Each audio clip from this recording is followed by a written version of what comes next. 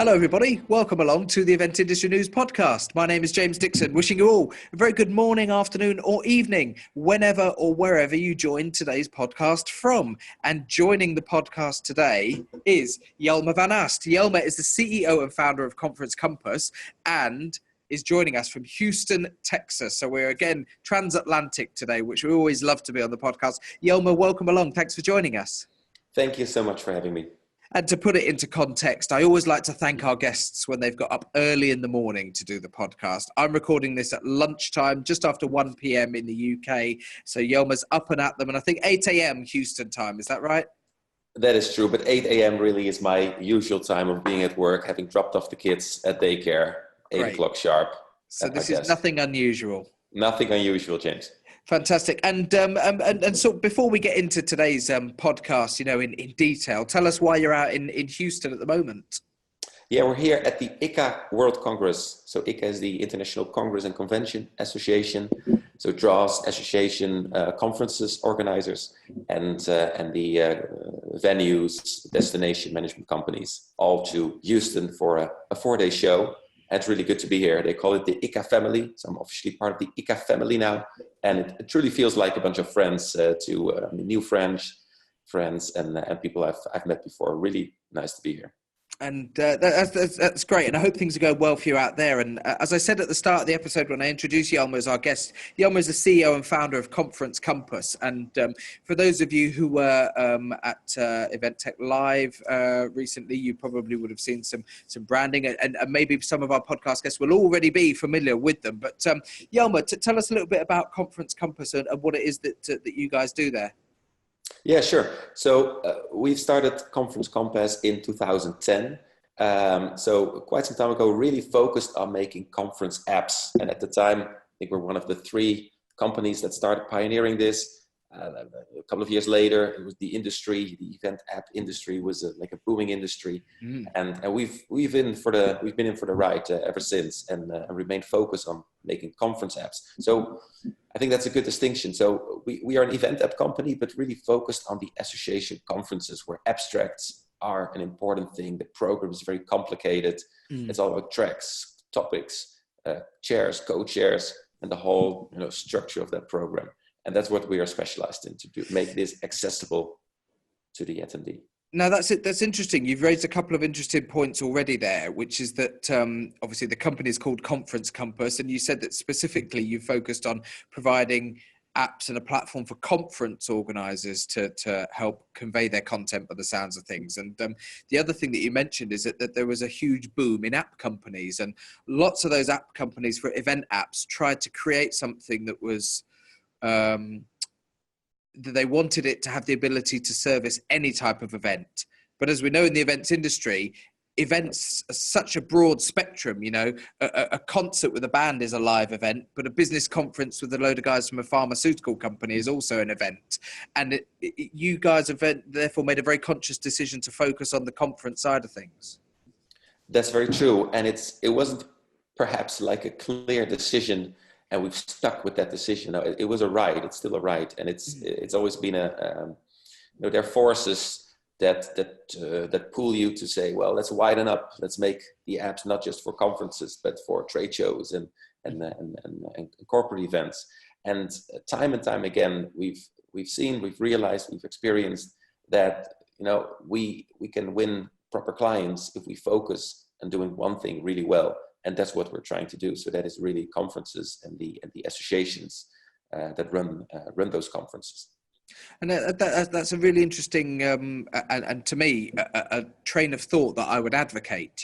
Pick one thing and do it really, really well. Because if you're trying to make, particularly with a tech platform of any description, if you're trying to make it suitable for a number of different uses, generally what I found in my own experience is that you are having to dilute what you're able to do with it because you're having to make it suitable for a number of different uses. With the conference side of things, what elements of your own platform have you had to develop, or have you seen opportunities develop because you're focused on the conference side of things?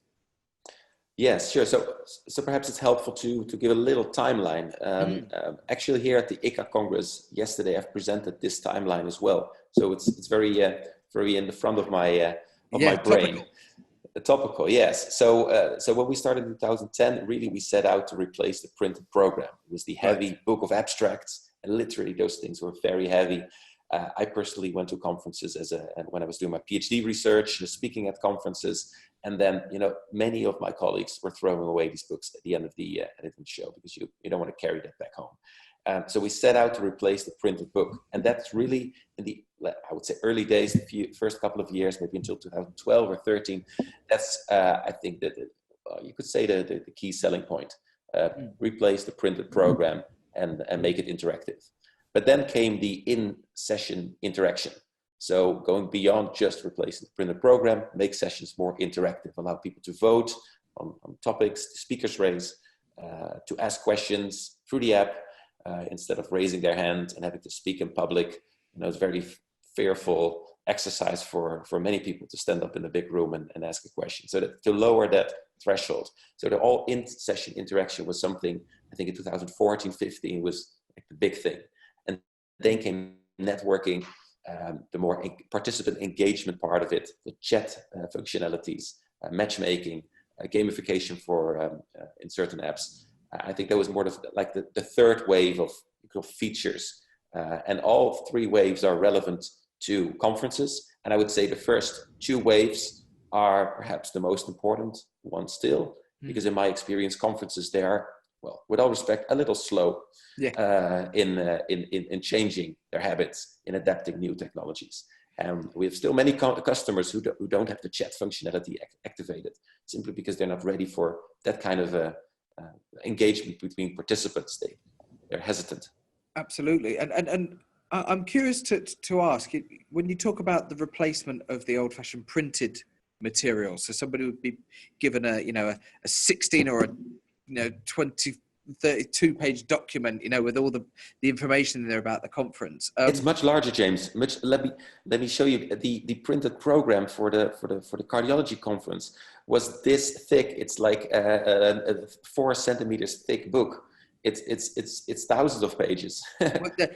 Leaving aside the sheer cost and logistics involved in producing that, what I wanted to ask is, from an adoption point of view, if you give everybody attending your conference a copy of that, they're all going to pick one up and they're all going to take it. So it's probably 100% use in terms of how many delegates you've got and how many delegates then pick up a copy of that information.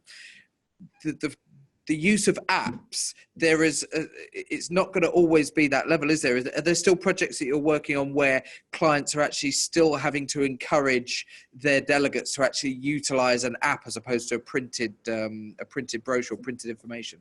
Oh, definitely. I think that's a very good point you're raising, because you would maybe expect that by now, let's say the end of the decade, where this was the decade of event apps, we're at the end of the decade, and by now you would perhaps imagine that all conferences are paperless. It's not true. And it's a slow adoption. I think we're seeing now 75% of the attendees to download the app. So that's, well, for starters, that's not 100%, and it's not even 75% for all of our the conferences we run. It's really about how the organizer decides to position it. Do they still have an alternative on the side, printed, which I think in all cases they have. Not the thick printed abstract book, the thick printed program, but just a program at a glance, and how they communicate that, and also how they I think from a strategic point of view decide to go paperless, to make a bold statement. We've had customers make that bold statement already in 2012, and then we all have other customers who are still not making that statement. So it is a slow moving industry, I would say. And it's interesting, isn't it, that I've spoke to people myself who've said that they don't want to invest the cost in a mobile app or in taking their content digitally because oh no, it's too expensive for me to do that. But the other argument that I've seen is that once you've gone past year one, it's there, it's ready to go, it's tweaking it. The big investment, I think, with anything like this comes in the first year of utilizing it. You have to prepare content, you're preparing it in a different way than you're used to before, so there's a time investment as well as a financial investment. But I think that once you've gone beyond that, when you add up the cost of printing material and what it costs now to print it, coupled with the carbon footprint that then generates, which is something that people have a really big eye on nowadays, especially in the events industry, the cost of actually shipping it from the printers to the actual destination of the event. I think once you take all those factors in, the argument to actually taking things digital via an app now is actually, I think, far outweighs what it was at the beginning of its life, as an app, which is as a luxury item. People saw it as a luxury item. Really, and perhaps even just for the sake of having it, because everyone else around them started having event apps, and it's that initial, I think, cost of adoption, indeed the effort it requires to make a proper screening of what's out there, to make a conscious decision of which platform, which app to choose for the long term, because, like you said, you're hoping that you're going to put in some investment in your own time and hours in the first year, which then in the second year, starts paying itself back, because you can reuse the templates you've set up, reuse the connections you've been setting up to pull the data in, to get everything more smoothly. That initial cost, I think that has been preventing organizers from making that move, because then you'll bear double costs. You've and the print program and you have the app. And I think that it requires a sort of a foresight, a long-term thinking, long-term strategy to make the move to go there. You raise another interesting point, which is that, again, in the early days of event apps, there were organizers who would use an event app provider in 1 year, and then the next year they would go to a different one, and then the next year to a different one. And the problem there is not just having to redevelop the content every year to make it suitable for that particular provider, but when you're trying to get an audience to adopt a new way of interacting and a new way of thinking and a new way of finding out about show content and conference content, you're not making it easy for them by giving them a different app every year, because they might get used to navigating around an app 1 year, and then they come back next year and they've got to find that they've got to start the whole process again to find out how to use it and get the most from it. So do you find it's a key part of your business, working with new clients, particularly, to tell them that they really need to see this as a long-term investment, that if they're going to go with Conference Compass, they need to look at it over 3, 4, 5 years rather than just 1 year provider? Definitely. That's always what we're aiming for. We are in here for the long run. So we have had this focus for the last 9 years, and we're not going to lose that focus. So we are committed for the long term, and we are looking for customers who are equally committed, to introduce this and build from it. I mean, because that's the other thing. Like, it's the initial introduction that's an effort. Although we try to, of course, make that effort as low as possible from the customer's perspective. But then you can start building from there. You can start introducing new features. I mean, we continue developing, but also the full suite of features we have don't have to be activated at the very first event. Can gradually come, because it's not about pushing features in attendees' faces. It's about having a clear objective of what you want to achieve with the app, and then making a proper plan in time of how you're going to, get your users, your attendees, your delegates to get accustomed and to use it properly. For instance, the in-session interaction. So that's not just a feature you put in the app. That's a workflow. It's not even a workflow. It's a journey, including the speaker, the chair, the organizer, the audience, the AV people. That is not just a feature in the app. It's the whole thing to make it a success. And that's just one example of how we always advise customers to take it easy, actually, to just do things well and properly, I guess, like we do, right? And then move from there to build it. And have you seen? I'll take the older generation, to call it that, for want of a better phrase, the older generation. But as consumers as a whole have become more familiar with utilizing mobile technology, when the iPhone first came out and Apple were promoting the App Store, you can get apps, and everyone said, well, what's an app? So for the first 2 years, there was this actual, people had to get their head around using an app and what it was and what it did. And we're now well beyond that stage now, where people understand, what it is. Have you been able to track through your own platform how much use the platforms are getting simply as a result of people becoming more familiar with using mobile technology? Yes, definitely. There's obviously the whole analytics suite behind it that our customers use to track that kind of stuff, and we do ourselves as well. I think there's one other thing that's maybe even more important. Like, as you say, like apps, obviously, I mean, that's been out there for a long time. Everybody knows apps. Everybody uses their mobile phone. I think right now about 3 or 4 hours a day. Most of the time is spent in apps. I think 90% of the time is spent in apps, 10% of the browser. So apps, I mean, everybody knows apps, obviously. It's now down to being critical about, am I actually going to install this app? Is this app going to add any value to me? Is it going to be a waste of my time? It's going to be cluttering my phone. And I think that's the key thing. So it's to prove the value to the delegates that this is actually an app that will not be in their way and not be an annoyance and a nuisance and something that distracts them from experiencing the conference to the fullest, but it's actually something that's helping them. And that is a trust you need, like with anything, trust needs to build.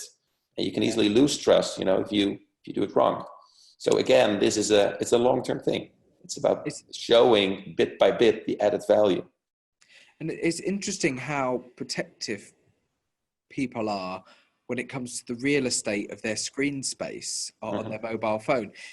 People will have items of clothing in the backs of their wardrobes and in their closets that have been in there for years that they never wear anymore. They will have tins of food in the backs of their kitchen cupboards that have been there for years that they'll probably never get to using. And yet, if there's an app on their phone that they've not really used in the last couple of weeks because they don't see any value in it, they'll delete it and get rid of it.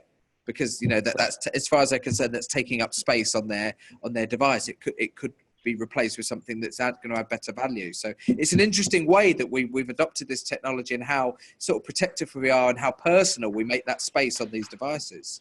Yeah, that's right. At the same time, the devices are getting bigger in terms of data that you can store. It's not really a problem as it used to be to have to remove an app because you need the space.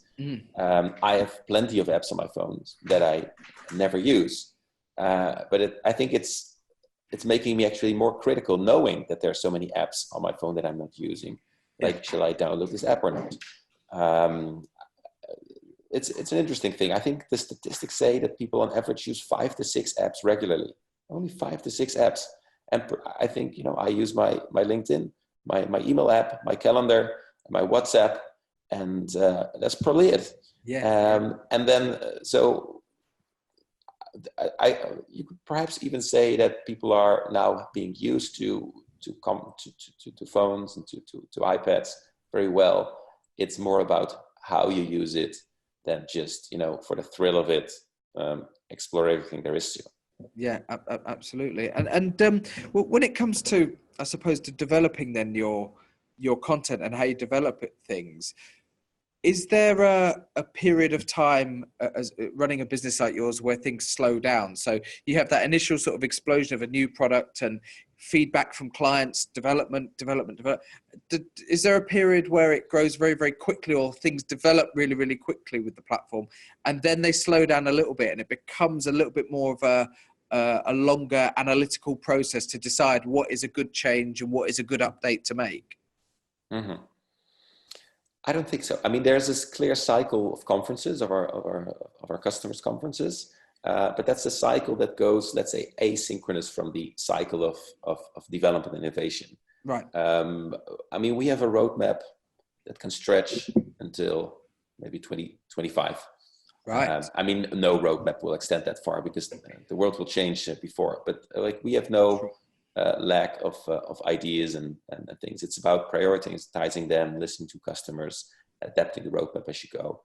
Basically we're trying to look like a quarter, 2 quarters ahead and not more than that and adapt as we go. Mm-hmm. So it's pretty much a constant pace of development. Mm-hmm. When it comes to our customers, like we've been talking about conference apps, but our customers are the associations mostly that run those conferences. Yes. And those associations have more than one conference a year. So there is, with most of our association customers, it's not just a burst of activity around one event, but there are a number of conferences throughout the year, all in one app, which turns it into more of a continuous process instead of a one burst of activity. Sure. And how has connectivity influenced or shaped what you've done in terms of what you can put actually in the platform? Because connectivity, without a doubt, is improving very, very rapidly. Every year we have better 4G, we've got 5G on the way. So cellular connectivity is improving. The quality of the connection that you get with the devices themselves improves whenever they bring out new models of devices. Wi-Fi connections in venues are so much better now than they were 5 and 10 years ago. Has the quality and the speed of connection that people can now get on their devices also influenced and helped guide what you can then do with the platform? Yes, for sure. For starters, the 4G allows me in Europe to use my phone with my data plan like anywhere. But now I'm in Houston, I have to be conscious about this again. Yeah. So I think I'm with Vodafone. I think I pay like maybe €8 per day for 100 megabytes of data. But when I go beyond that, I think it's like €4 per additional megabyte. It's crazy. Yeah. So I'm very conscious. Like I never worry about this, but I've consciously switched off which apps can and which apps cannot use cellular data. Mm-hmm. So all of a sudden I'm back like maybe 8 years in time when I was worrying about this stuff in Europe or in my own country. And the Wi-Fi of the venue here in Houston it's absolutely critical. Without it, I'm not connected. And that means that the app, especially for international conferences where, there's always a whole bunch of users who are in that situation, whether they're Americans being in Europe or the other way around, that the Wi-Fi needs to support the connectivity requirements, but the other way around, the app needs to be powerful enough so that it can serve the most important things even offline. And then obviously the things that are requiring connectivity, like chats or in-session interaction, push notifications, updates. Yes, they do require internet connection, but we try always to make an effort to keep that level of data requirement, like the data speed, and bandwidth requirements as low as possible. That's really interesting. You've said that because it's a brilliant answer, and perhaps what I was expecting you to say is, oh yes, we've been able to add loads of great new features that allow video and, because the connections are much better. I had never considered the flip side to that, which is, as you rightly point out, international visitors, will be getting charged an awful lot of money to be able to use their data through their mobile provider whilst they're abroad. They rely on the Wi-Fi in the venue. So actually, as you point out, actually making it as minimal as possible whilst maintaining the quality of content it is something that perhaps maybe other people have not considered. Perhaps. We are so conscious of it because these conferences are international mostly. And the venues, although the Wi-Fi is way, way better than years ago, it's still for instance, the rush hours around registration, it's still not capable of handling all those attendees connecting at the same time. So that's like number of connections to their routers. But at the same time, where the Wi-Fi bandwidth increased, also the data usage increases. So users are not shy to keep on, video calling, FaceTiming their spouses back home. So also, like the app is maybe a small part in that whole bandwidth requirement. It's everything else the attendees do that puts a strain on the Wi-Fi, which in turn, limits, for instance, if you want to view a video through the app or if you want to send the message, that you're experiencing a delay. So we're conscious of that. We're mindful to make sure that the app works regardless of that stuff. And for us, if the app doesn't work, or let me put it this way: if you send a message to a colleague or an appointment request, which you can do for apps, and it takes maybe a minute for the message to arrive, or it arrives half an hour later because the connection dropped and it reestablished and half an hour later, then people are looking at the app as not functioning well. So we, and especially our customers, they don't want to have the success of the app rely on things that are very, very hard to control, like how people are using their YouTube FaceTime at the venue. WhatsApp video call. Yeah, absolutely. At the same time, you're very right. Yes, compared to every year, like more of our customers decide to use the connectivity features, even though they've been in the app as features for a long time now. Clearly, a trend is that more and more customers are actively doing in-session voting and Q&A through the app that are enabling the users the attendees to connect and to send messages, that are putting the live streams of the sessions in the app. That was possible 5 years ago, but that's, I think, because of the Wi-Fi improvements, it's becoming like more and more used. Fantastic. We're coming towards the end of time on today's podcast, but before we go, Jelmer, you mentioned at the start of today's episode that you're at the ICCA Congress in Houston, in Texas, and I'm curious to know: is this for you as a company? Is this a sales opportunity? Is it a networking opportunity? Are you using this as an educational trip of your own to find out what's happening, across the globe in conferences? What are you finding out about whilst you're over there? Yeah, so it's mostly relation building, networking, meeting new people, and strengthening existing relations. It's about learning. There are loads of sessions, very interesting sessions, parallel sessions. So you have to make decisions where to go, like with any conference. I'm making tons of notes, so it's very inspirational. But it also fuels then proper discussions with other attendees afterwards. Not about my product or how we could be of use to their challenges, this typical sales call, what are your challenges? Work from there. But to have proper conversations about leadership, about trends in events, about bidding, about everything that comes to organizing an event. And for us, it's crucial to, we're in this for the long run. We are in this because we hope to connect with customers who will stay with us for the long run. So it's crucial that we build that level of trust, that we understand them really, really, really well, better than the competition. That's a chance for us. If we get to understand the customer just a little bit better than anyone else, we can help them better when it comes to it. And that's why we are here, and it's really what the conference is all about. We've been talking on today's podcast to Jelmer van Ast. Jelmer is the CEO and founder of Conference Compass, and as I said, joins us from the ICCA conference over at Houston, Texas. An early morning podcast guest for us today. And Jelmer, thanks very much for taking the time out of what sounds like a very busy schedule to talk to us today. No problem. Thank you, James, for having me. And before we sign off, if people want to find out a little bit more about Conference Compass and what it is that you guys do, how do they find you on the internet? Well, the obvious channels on Facebook, LinkedIn, YouTube. Just search for Conference Compass, and you'll find us. Conferencecompass.com is our website, and I'm sure this will all be in the show notes as well. Absolutely, it will be, yes. And thanks very much for joining us. And thanks very much again, as I said at the top of the episode, to Universal Live.